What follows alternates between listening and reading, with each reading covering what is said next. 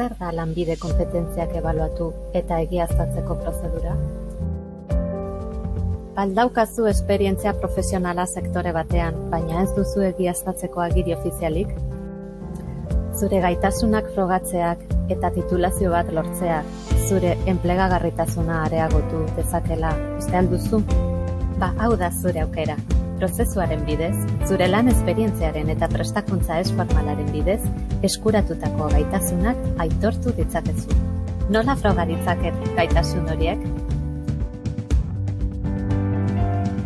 Zure lan bizitza eta ziurtagiri batzuk aurkeztuz, prozesuan aholkulariekin egindako elkarrizketen bidez eta gaitasun frogaren bidez.